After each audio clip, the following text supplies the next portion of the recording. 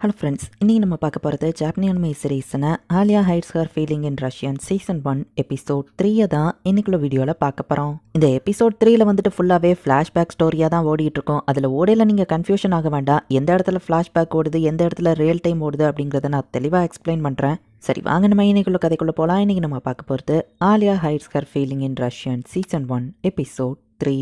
So இப்போ Aliya தன்னோட வீட்டுக்கு போற அவளோட சிஸ்டர் மாஷா வெல்கம் பண்றா. ஹலோ மாஷான்னு ஆலியா சொன்னா. ஜப்பான்ல அக்காவை மரியாதையோட கூப்பிடுவாங்கப்பா, அப்படி கூப்பிடு அப்படின்னு ஆலியாட்ட சொல்லிட்டு என்னாச்சு டல்லா இருக்கான்னு கேட்கவும், கோசே அவன் சைல்ட்ஹுட் ஃப்ரெண்டோட வந்திருந்தான் அப்படின்னு சொல்றா. ஓ அவன் கூட வேற ஒரு பொண்ணு வந்ததுனால நீ ஜெலஸா ஃபீல் பண்றியா? ஃபைனலி உன் மனசுல ஒரு பையன் இடம் போடிச்சிட்டானான்னு மாஷா கேட்கவும், அந்த மாதிரிலாம் எதுவும் இல்லை, நாங்க ஜஸ்ட் ஃப்ரெண்டு தான் அப்படின்னு சொல்லி ஆலியா சொல்றா. யாரு கூடயோ ஃப்ரெண்ட் ஆகாத நீ எப்படி அவன் கூட ஃப்ரெண்டானு அப்படின்னு சொல்லி மாஷா ஆலியா கிட்ட கேட்கவும், இப்பதான் ஃபிளாஷ்பேக் போக ஆரம்பிக்குது. 6 வருஷத்துக்கு முன்னாடி ஆலியா ஃப்ரெண்ட்ஸ் ஸ்கூல்ல படிச்சிட்டு இருக்கா. ஸ்கூல்ல ஒரு அசைன்மெண்ட் கொடுத்து ஜெயிக்கிறவங்களுக்கு பிரைஸ்ன்னு சொல்லவும், இதை குரூப்பா தான் பண்றாங்கிறதுனால ஆலியா வந்து சில பொறுப்பை எடுத்துக்கிறா. ஃப்ளோரிஸ்ட் அப்புறமா புச்சரை போயிட்டு உங்க பிசினஸ் எப்படி நடக்குது அப்படின்னு சொல்லி அந்த அசைன்மெண்ட்காக விசாரிச்சு தெரிஞ்சு அதை பத்தின எஸ்ஐவாவா எழுத ஆரம்பிக்கிறா. பட் அவளோட ஃப்ரெண்ட்ஸ் யாருமே அதை வந்து ஸ்டார்டே பண்ண மாட்டேங்கிறாங்க. இன்னும் ஒரு வாரம் டைம் இருக்குல்ல, பொறுமையா பண்ணிக்கலாம்னு அவளோட ஃப்ரெண்ட்ஸ் சொல்லவும், இப்படி சோம்பேறித்தனமா இருந்தா நம்மளால ஜெயிக்க முடியாதுன்னு ஆலியா டென்ஷன் ஆனா, இந்த ஈஸியான வேலை அப்படி என்ன கஷ்டமா இருந்துற போது அப்படின்னு சொல்லி அந்த பையன் வந்து ஆலியாவோட ரிப்போர்ட்டை பாக்குறான். இவா அதுக்குள்ள எல்லா ரிப்போர்ட்டையும் எழுதி வச்சிருக்கா அப்படின்னு சொல்லி அவங்க பார்க்கவும், ஏன் இதை சீரியஸா எடுத்துக்கிட மாட்டேங்கிறீங்க அப்படின்னு ஆலியா திட்டுறா. அப்படியே அந்த பசங்களுக்குள்ள சண்டை வரப்போ கடைசியில டீச்சர் வந்து அதை தடுத்து வைக்கிறாங்க. இது ஒரு குரூப் ரிப்போர்ட் தான், பட் ஆலியா மட்டும் தான் இதுல இன்ட்ரெஸ்டடா இருக்கா. சோ வேற ஒரு டீமுக்கு பிரைஸ் போயிருது. அவங்க இன்னும் அதை சீரியஸா பண்ணியிருந்தா,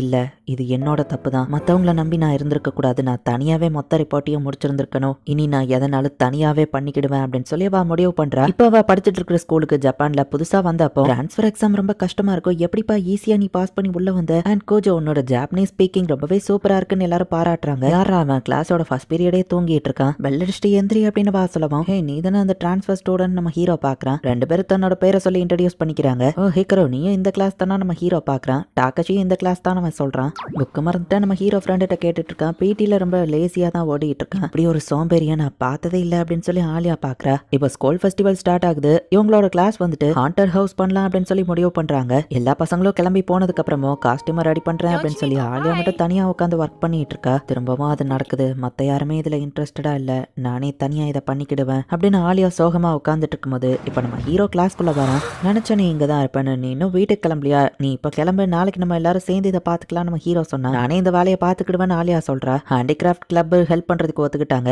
நைட் நம்ம தங்கி இருந்து வேலை பார்க்கவும் நான் பெர்மிஷன் வாங்கிட்டேன்.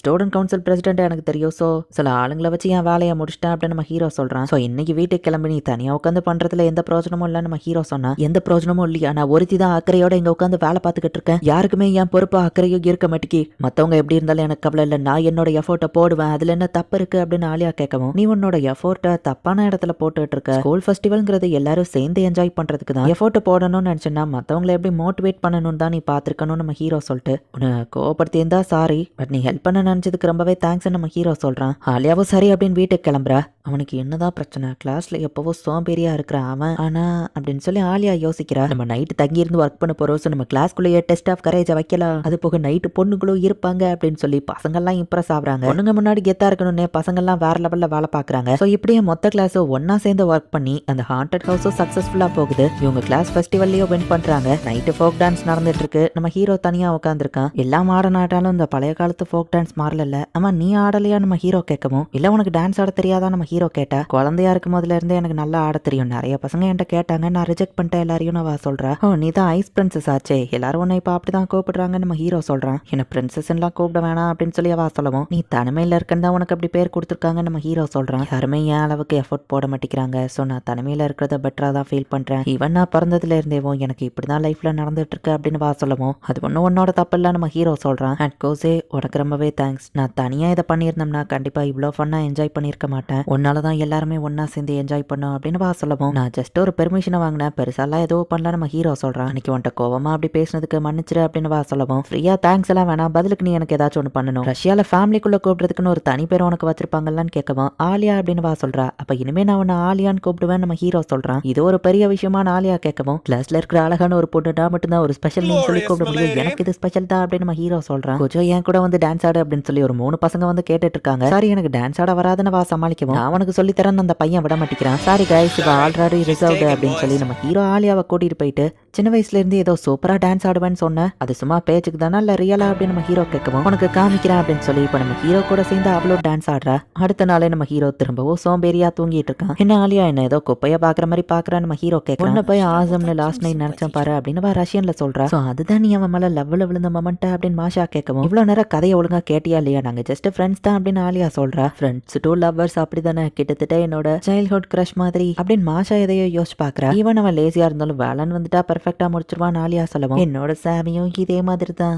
ஒரு தடவை டாக்ஸ் கிட்டே இருந்தா அவன் தான் என்ன ப்ரொடெக்ட் பண்ண அப்படின்னு சொல்லி மாஷா சொல்றா. ஸ்டூடெண்ட் கவுன்சில் பிரசிடென்ட் கூப்பிட்டு விட்டதுனால நம்ம ஹீரோ போயிருக்கான். சோ நீ தான் கோசேவா, நான் மரியா மெக்கல்வனா கோஜோ அப்படின்னு சொல்லி மாஷா இன்ட்ரோடியூஸ் ஆயிக்கிறா. நீங்க ஆலியாவோட சிஸ்டர் தானே நம்ம ஹீரோ கேட்கறான். ஆலியாக்கு ஃப்ரெண்டுனா நீ எனக்கும் ஃப்ரெண்டு தான், என்ன மாஷான்னு கூப்பிடுன்னு வா சொல்றா. பார்த்ததுல சந்தோஷம் மாஷா பேசும்போது தான் நம்ம ஹீரோவை க்ளோஸா பார்க்கும்போது, கோசே உன்னோட ஃபுல் நேம் என்னன்னு கேட்கவும், மாசச்சிகா கோசே நம்ம ஹீரோ சொல்றான். மாசச்சிகா அப்படின்னு சொல்லி மாஷா வந்து ஷாக் ஆகுறா. என்னாச்சு அவன் பின்னாடி பேய் நிக்கான்னு பிரசிடென்ட் கேட்கறான். ஒன்னும் இல்ல, ஆலியா ஃப்ரெண்டை மீட் பண்ணதுல சந்தோஷம் அப்படின்னு. சரி வா போகலான்னு வா ரஷ்யன்ல சொல்லவும், என்ன சொன்னீங்கன்னு நம்ம ஹீரோ கேட்கறான். வா போகலான்னு சொன்ன அப்படின்னு மாஷா சொல்றா.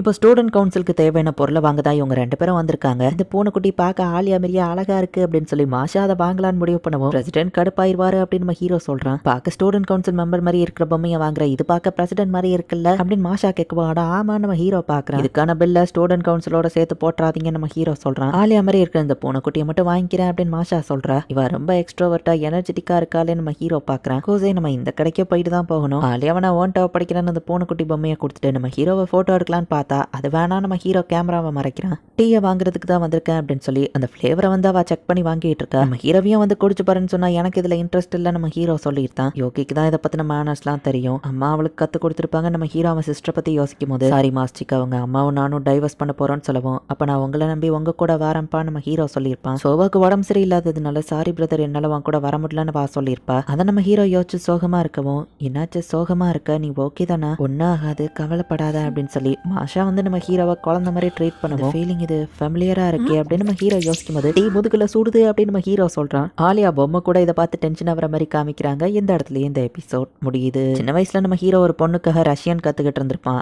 அந்த பொண்ணு மாஷாங்கிற மாதிரி தான் நமக்கு காமிச்சிட்டு இருக்காங்க. பட் அந்த சின்ன வயசு பொண்ணு நம்ம ஹீரோ மறந்துட்டான். பட் மாஷா இன்னும் நம்ம ஹீரோவை ஞாபகம் வச்சிருக்கா. என்ன நடக்க போகுது அப்படிங்கறத நெக்ஸ்ட் எபிசோட் பார்த்து தெரிஞ்சுக்கோங்க. தேங்க்யூ ஃபார் வாட்சிங். பாய் கைஸ், நெக்ஸ்ட் எபிசோட்ல மீட் பண்ணலாம்.